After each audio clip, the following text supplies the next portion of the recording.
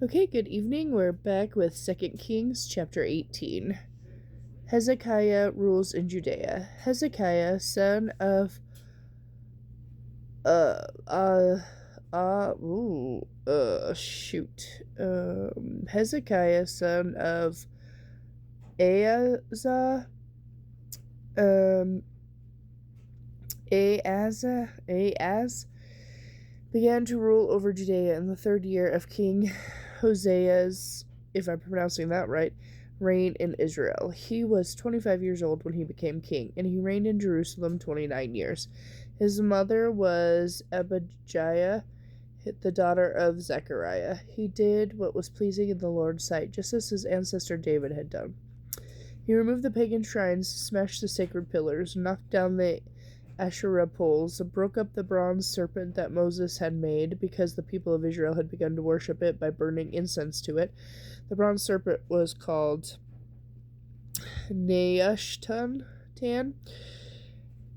Hezekiah trusted in the Lord, the God of Israel. There was never another king like him in the land of Judea, either before or after this time. He remained faithful to the Lord in everything, and he carefully obeyed all the commands the Lord had given. All the commands that the Lord had given Moses. So the Lord was with him, and Hezekiah was successful in everything he did. He revolted against the king of Assyria and refused to pay him tribute. He also conquered the Philistines as far distant as Gaza and its territory, from their smallest outpost to their largest walled city. During the 4th year of Hezekiah's reign, which was the 7th year of King Hosea's reign in Israel, King Shalmaneser of Assyria attacked Israel and began a siege on the city of Samaria. 3 years later, during the 6th year of King Hezekiah's reign and the 9th year of King Hosea's reign in Israel, Samaria fell. At that time, the king of Assyria deported the Israelites to Assyria and put them in colonies in Halah, along the banks of the harbor river in Goaz, and among the cities of the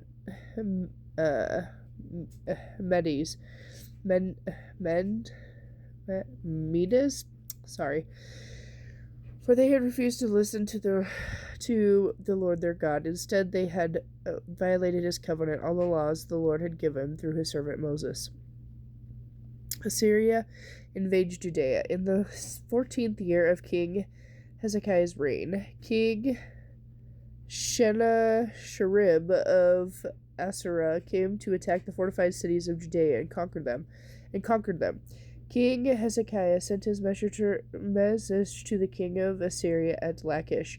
I have done wrong. I will pay whatever tribute money you demand. I will pay whatever tribute money you demand if you will only go away. The king of Assyria then demanded a settlement for more than 11 tons of silver and about 1 ton of gold. To gather this amount, King Hezekiah used all the silver stored in the temple of the Lord and in the palace treasury. Hezekiah even stripped the gold from the doors of the Lord's temple and from the doorposts he had overlaid with gold, and he gave it to the Assyrian king.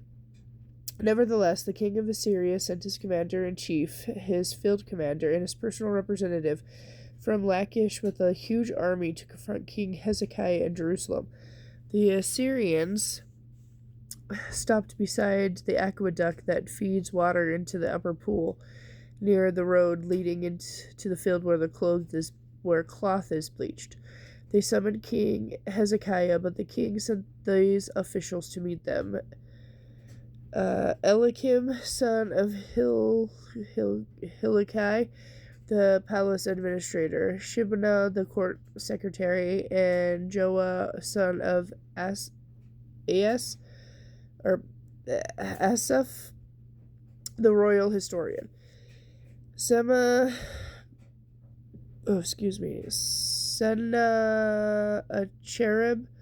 threatens Jerusalem.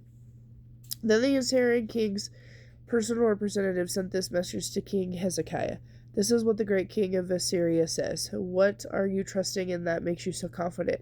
Do you think that the mere words can substitute for material strength, skill, and strength? Which of your allies will give you any material backing against Assyria? Will Egypt? Well, if you lean on Egypt, you will find it to be a stick that breaks beneath your weight and pierces your hand. The Pharaoh of Egypt is completely unreliable. But perhaps you will say, we are trusting in the Lord our God. But isn't he the one who was insulted by King Hezekiah? Didn't Hezekiah tear down his shrines and altars and make everyone in Judea worship only the altar here in Jerusalem? I'll tell you what, my master, the king of Assyria, will strike a bargain with you. If you can find 2,000 horsemen in your entire army, he will give you 2,000 horses for them to ride on. With your tiny army, how can you think of challenging even the weakest contingent of my master's troops, even with the help of Egypt's chariots and horsemen? What's more, do you think we have invaded your land without the Lord's direction? The Lord himself told us to go and destroy it. Then Eliakim, son of Hilkiah, Shebna, and Joah said to the king's representative, Please speak to us in Aramaic, for we understand it well. Don't speak in Hebrew, for the people on the wall will hear. But Sennacherib's representative replied, My master wants everyone in Jerusalem to hear this, not just you. He wants them to know that if you do not surrender, the city will be put under siege. The people will become so hungry and thirsty that they will eat their own dung and drink their own urine. Then he stood and shouted in Hebrew to the people on the wall, Listen to this message from the great king of Assyria. This is what the king says. Do not let King Hezekiah deceive you. He will never be able to rescue you from my power. Don't let him fool you into trusting in the Lord by saying the Lord will rescue us. The city will never be handed over to the Assyrian king.